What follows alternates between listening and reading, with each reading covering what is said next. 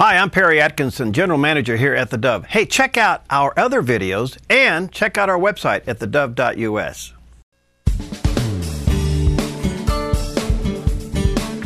Well, we're back, and for the next few segments, we want to give you a chance to call in and talk and share your thoughts and your opinions and your point of view. Maybe you want to comment from Dr. Ben Carson. As you know, he is under a lot of pressure to consider running for president in 2016. I don't know if he's going to do that, but I think he is certainly showing that he may be a viable candidate in the very near future. And I think that his approach to some of America's problems are certainly reasonable and certainly tempered with a belief system that certainly echoes Christianity.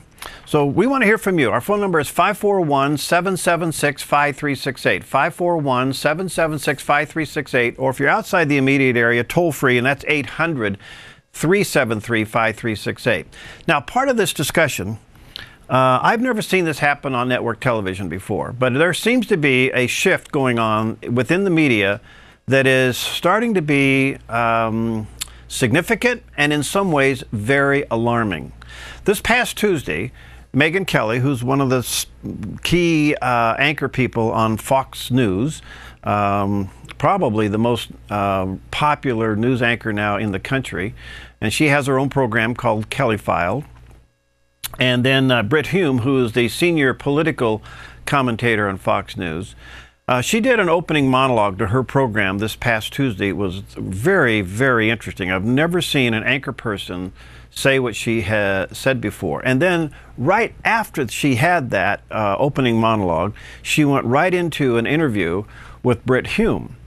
Collectively, Megyn Kelly said that the presidency now has imploded. And Brit Hume has said, we now have a failed presidency. Now, folks, this may sound political, but let's look at it in the big context. We've never seen an administration or the presidency, the third branch of government, the executive branch, in meltdown. And we have that going on right now in our country. It is unbelievable. We have scandal after scandal after scandal, more than I can possibly mention here, and Megyn will do that in a minute.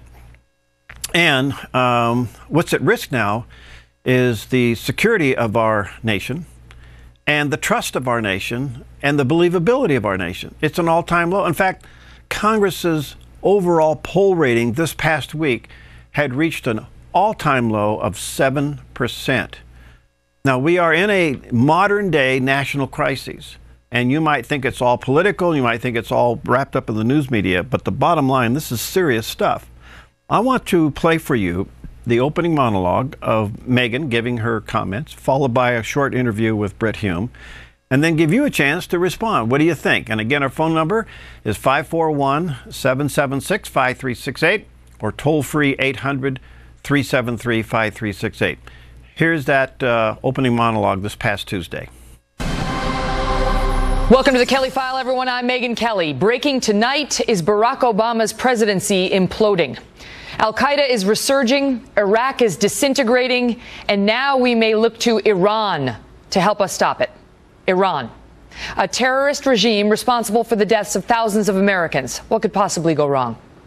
We have drawn red lines in Syria we refuse to enforce. We stood by as Russia seized part of Ukraine.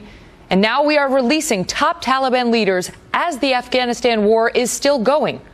Not to worry, they tell us Qatar's going to watch them for a year, we hope.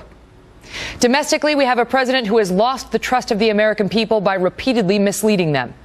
He bypasses Congress, the people's representatives, on matters ranging from Obamacare to immigration law, to the point where one of the most respected liberal law professors in the country has called our president the very danger the Constitution was designed to avoid. The American public overwhelmingly regrets Obamacare. Our veterans are dying, waiting to see doctors. The IRS intimidates conservative groups. The southern border is compared to a sieve. And the president assures us not to worry, smiling, golfing, and at this very moment, partying with fashion queen Anna Wintour. Because the fundraising never stops. Not when 4 Americans die in Benghazi, and not when Baghdad is at the brink. Joining us now with reaction, our senior political analyst, Brit Hume. Brit? Well, that's a pretty powerful indictment, Megan, and I kind of wish I could take issue with any of its individual parts, and I really can't. In fact, I would add one more thing, which is that if you think of the issue that elected Barack Obama, the issue that was an avalanche on the Republican ticket in 2008, it was the economy. And here we are now, how many years into this administration, we have not had anything like the robust recovery that we're accustomed to seeing after recessions, and especially indeed after deep recessions. The unemployment rate is still persistently high, and it's down from what it was, but mostly that's because the workforce has been shrunk. Not exactly a great achievement. So if you're looking at what the American people are feeling and sensing, that would have to be very high on the list. And, of course, as they look out across the landscape of our borders and across the world, there seem to be problems virtually everywhere, and it is hard to point to a place where things are really better than they were. There may be a few, but they're not the main ones. On the foreign policy front, you've got editorials like the one that appeared in the New York Daily News today, not exactly known for its right-wing leanings. The toll wreaked by his disengagement from the world and retreat from the use of American influence is severe.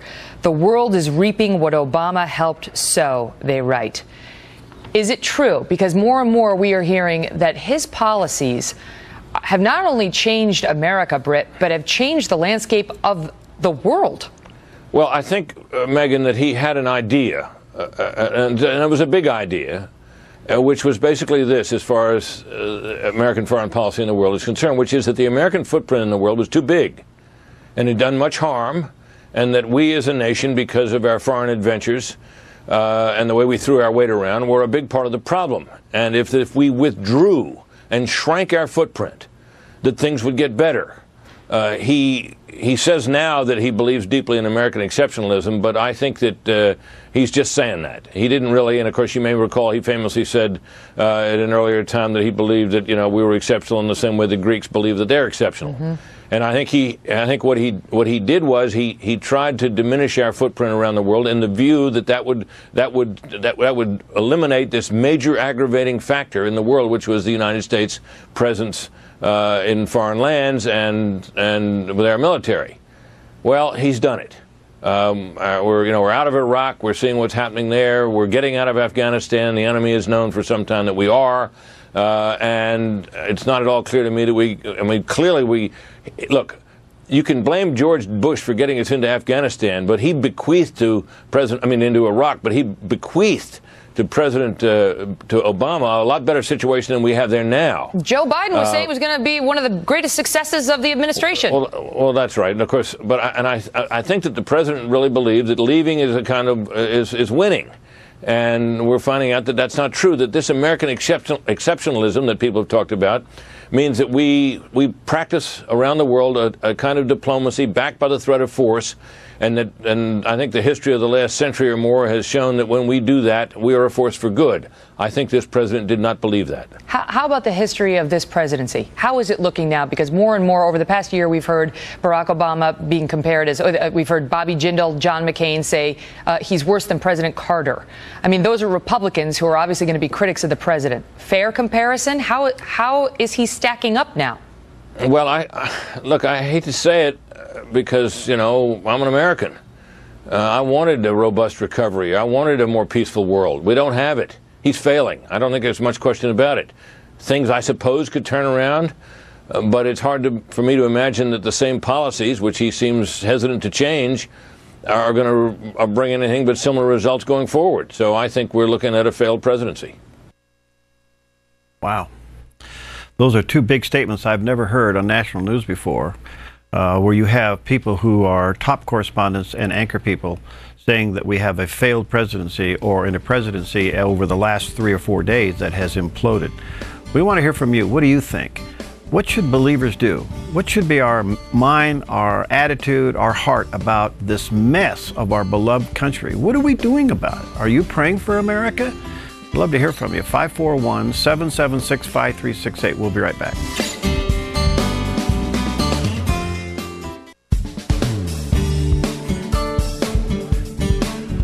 Okay, we're back. In the few moments we have left in the segment, we'd love to hear from you. It's been a while since we've opened up the phone lines, and our phone number is 541-776-5368. 5368, or toll free if you're listening and watching outside the immediate Medford area. That's 800-373-5368. And let's go right to the phones. John, thanks for waiting. Your thoughts today? I'm surprised to be on so quickly. I always enjoyed your show. The woman that was on earlier, and the author, and then you got Fox. There's just one thing that seems to be missing, and they're always talking about division and all these things. Well, I in my heart feel that our president has been trying to unify and change the direction our country was going and getting us out of a military footing, which to me is a Christian belief. You know, you ask how we feel God and our Lord teaches us to turn the other cheek and to not, attack or whatever. It just seems to me like we've been on a fascist footing. I mean, literally, to me. Mm-hmm. When you're using the definition of fascism is using military might to solve your problems. All I feel is that our president is trying to approach our problem way and just getting total opposition. You mean primarily he's getting no cooperation from the legislative branch. He can't do it on it at all. It takes all three branches working together to make our nation work. So let me get this straight, John. You're primarily concerned about the war efforts. I mean, that's the one that you're objecting to? Well, in sight that's what's gotten us in our economic disasters and all that, our blunders in military spending, and the president, when he first got into office, he agreed that he wouldn't attack the administration, and there was all kinds of House hearings and Senate judiciary hearings. Well, I think evidence against the previous administration, and he was honorable in saying, "Okay, we're going to move on. We're not going to do that." Okay. I felt that had he done those things, then the American people would further understand what actual degradation that these people caused our nation with their military spending. Interesting. And how they personally profited from it. Yeah. All right. Thanks, John. Thanks for your thoughts. All right. Thank you. Okay. 776-5368 or toll free 800-373-5368. Hi, Dick. Thanks for waiting. What's your mind today? Yeah. Good morning, Perry. Good morning from the coast. Hey. It's beautiful over here. But anyway, my comment is this. I think you're looking at this thing in the wrong way in that this is not a failed presidency.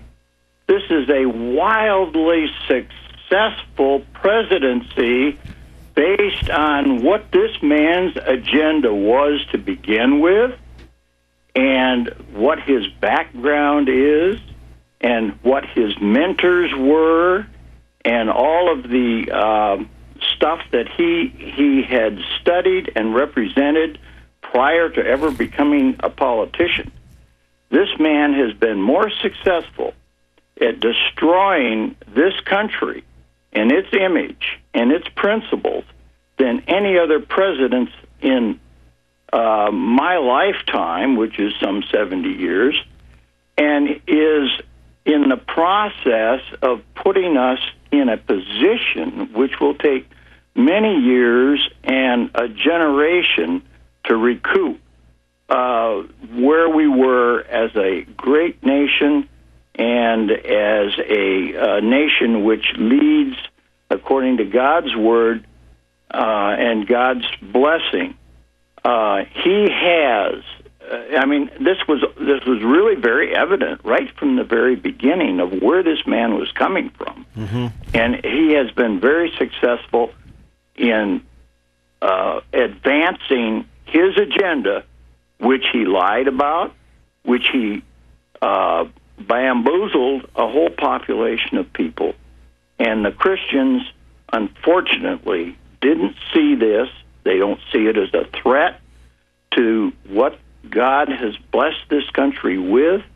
And I don't buy this business at all that we're supposed to be just another third world country in the world. We were given by God a mission to make this world better. And I think we have, despite what people think about the wars and all that. Remember the wars, World War II, World War I, we liberated a lot of people from the yoke of oppression. And now, because of Vietnam and all the protests and all that stuff, along with what's going on with Iraq and the way it's been handled lately, yeah, you can be against war, but the fact is that biblically, war has always existed in mankind. That's part of our sin nature. But anyway, I think we should all be praying on our knees, fasting and praying, that the sooner this man is taken out of there and we reverse the track which God has given us as a leader in this world, as a Christian nation, the better off we'll be. Well, you have said that very well, Dick.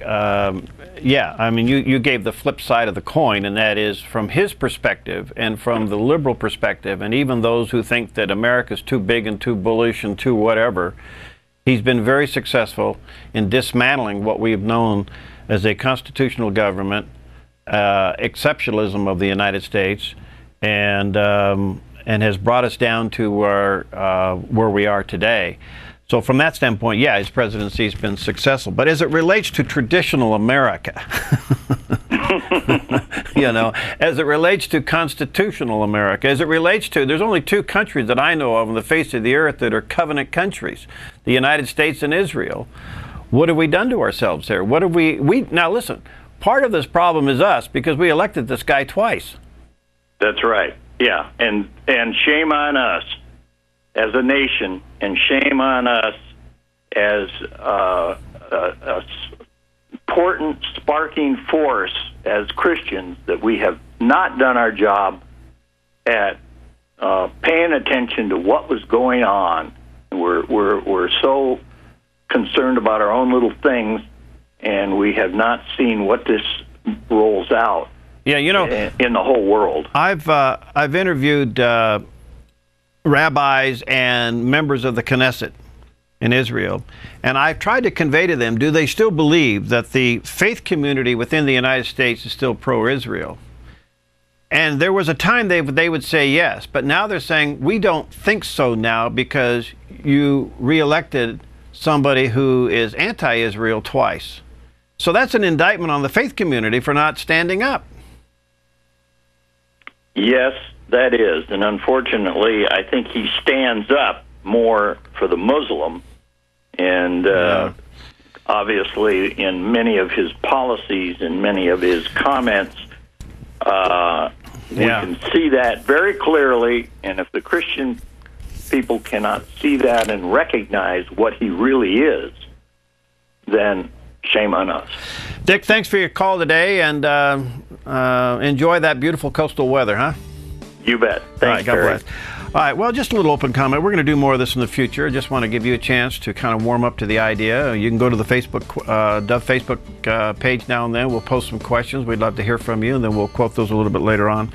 But I think there is a spiritual responsibility here to all of us. Yeah, it sounds hard and gloomish and doomish, but God's still in control. There's an old saying is you don't break God's laws break you. Covenant keepers win, covenant breakers lose. So if we continue to seek God, I believe things can turn around and will turn around. You may want to get a copy of this book. It's pretty interesting, One Nation by Dr. Ben Carson. I think some of his spiritual applications to the problem is pretty refreshing. You might find this to be a good read. Have a great weekend. We'll see you next time on Focus Today.